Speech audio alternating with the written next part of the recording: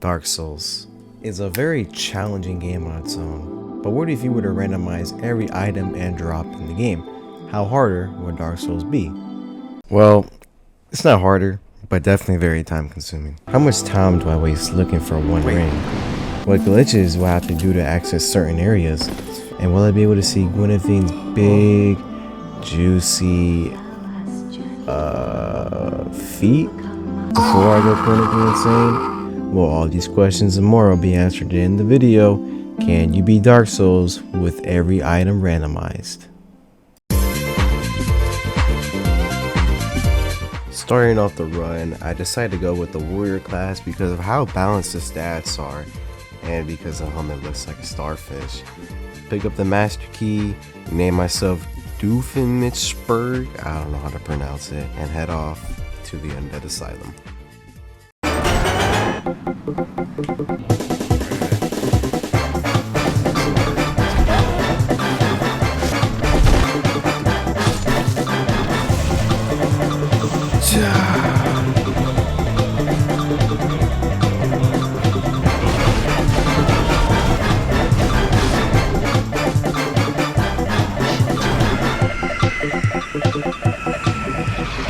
Now in the beautiful world of Lordaeron, I level up, so I'm just gonna go strength and then do one in vitality.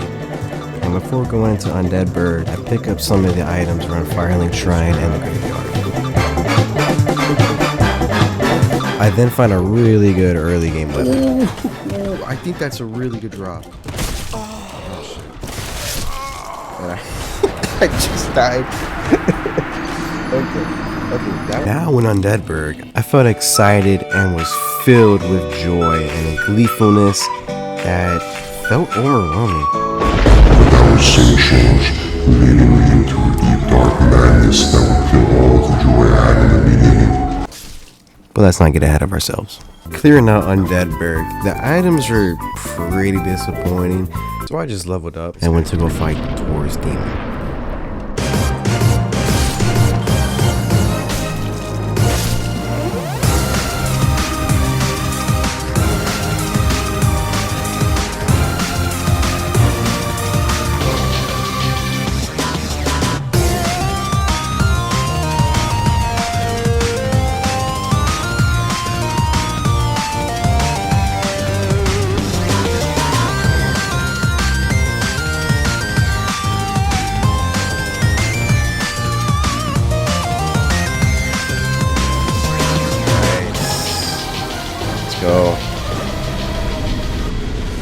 After defeating the Taurus Demon, I have a talk with Solaire. Surely cooperation. Then I go through Undead Parish. Right up the ass.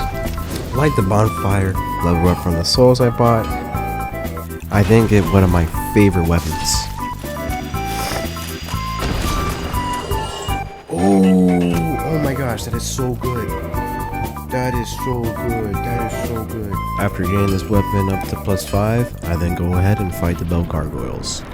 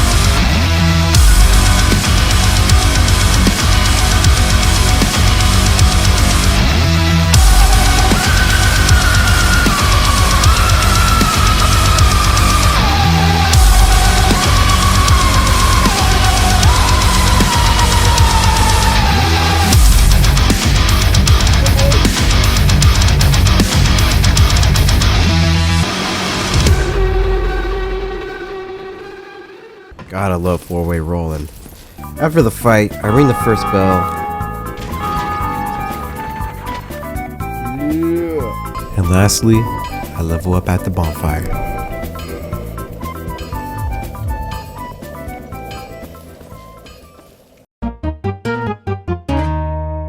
After defeating the gargoyles, I was pretty lost. On a normal run, you would get the basement key in Undead Parish, go to Lower Undeadburg, and go fight the Capra Demon. But I didn't get the key drop, and I didn't know about the glitch to get there.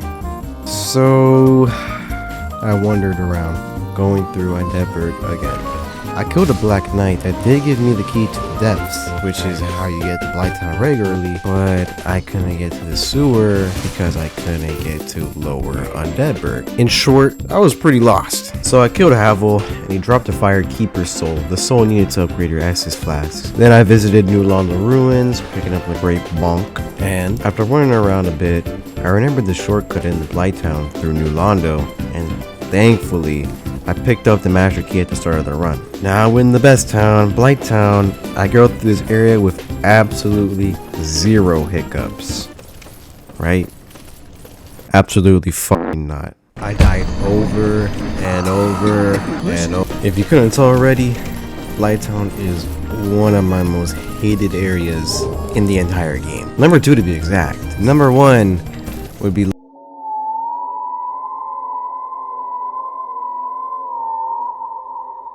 even the name sends shivers down every Dark Souls gamer. After searching Blighttown top to bottom, I got nothing worth mentioning. So I went to the boss that gave every teenage boy playing this game their first moment, Quelaag. I was planning on doing a montage for Quelaag, but the fight was so boring, and I'm kinda lazy. I then ring the second bell, which opens up Sin's Fortress. Back in Blighttown, you see this big tree right here? I want you.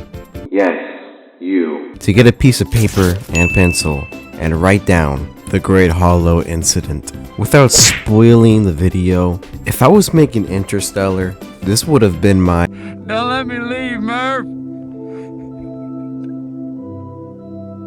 Don't let me leave, Murph!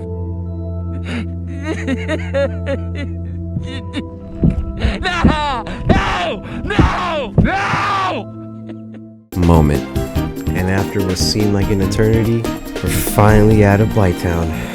After that shit show, I level up real quick, then after arriving in the parish, I head off to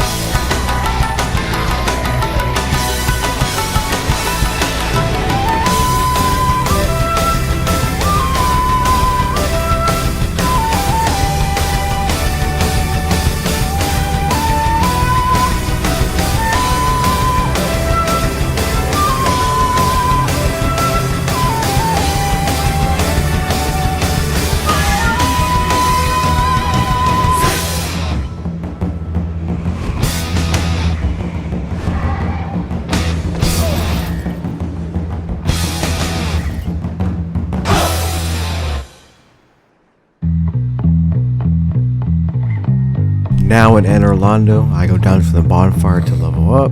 I then defeat a gargoyle that gives me a firekeeper soul. Pretty lucky. Now at the church painting room, I don't really know to be honest. But before I go any further, I forgot to mention that I got the peculiar doll back in Blighttown. After getting sucked off, we are now in the painted world of Aramis. While here, I didn't get many important items aside from the large ember, Yes! which gets my weapons up to +10, the Undead Asylum Floor 2 West key that opens the locked door in Undead Asylum, and the Skull Lantern, an item you need to actually navigate through the Tomb of Giants. No.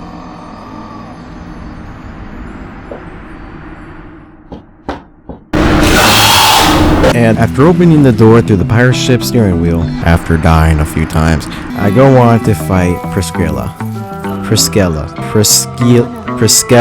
After defeating her, I get this chest beat that makes me look like Dave Blunts. Then I go back to Anne Orlando. And these bitch niggas gon' hate me 'cause I'm Okay, now back, I go to the big castle, and at this point in the game, my weapon has been very efficient, but I need something better. Although the damage I'm dealing right now is pretty good, and I'm killing in 2 to 3 hits, it won't be good enough for the next boss.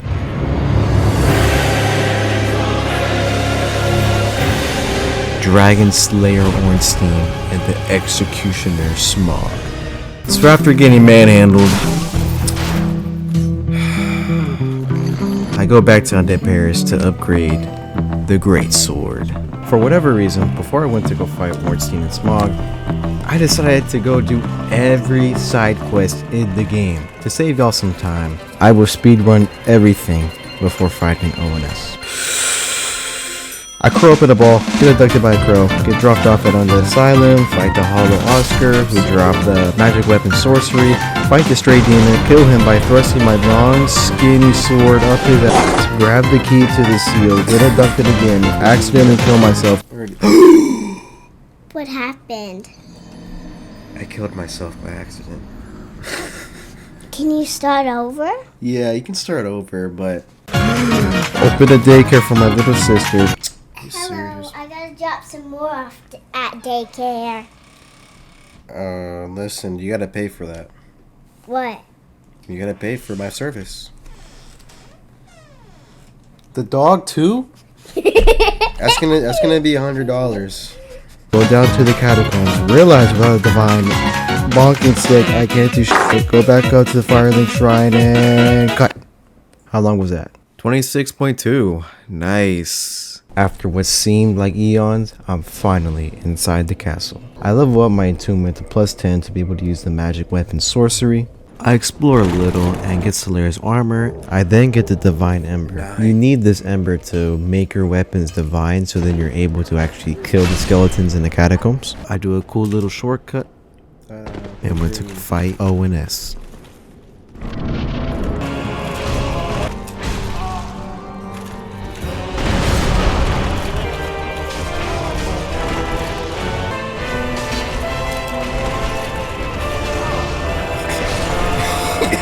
Not too bad for a first try. I got 1 hit in. I equipped the magic weapon sorcery, get naked, and try again. Nice.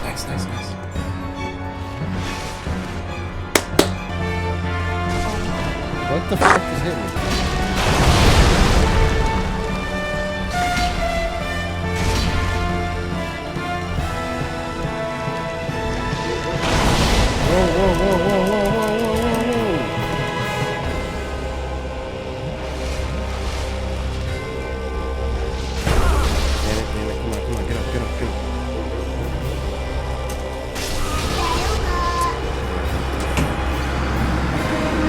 And again until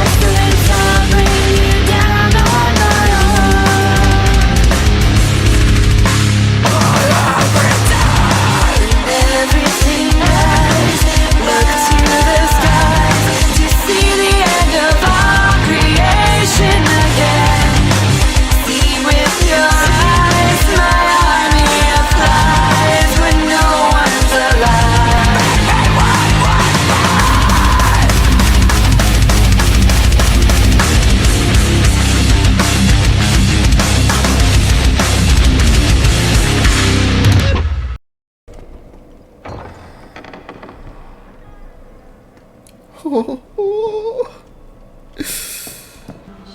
undead.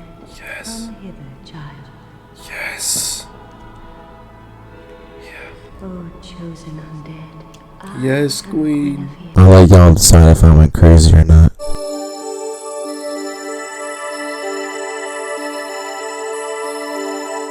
After acquiring the Lord's Vessel, it is time for the late game. At this point, in order to get to the final boss, I need to fight 4 bosses that have Lord Souls. Nito, Seath, 4 Keens, and the worst boss in the game, the Bed of Chaos.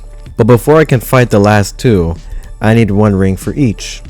To fight the 4 Keens, I need to get the Abyss Ring, and to fight the Bed of Chaos, I need the Orange Shard Ring. The Abyss Ring allows me to walk in the Abyss, and without it, you will die. And the reason I need the second ring is because in Lost Izalith, before you get to the Bed of Chaos, you need to go through a big lava lake. And without the ring, it's basically suicide. To make this video under 30 minutes, I'm going to condense the last hours of footage into a 4-minute 80s montage. I hope y'all enjoy.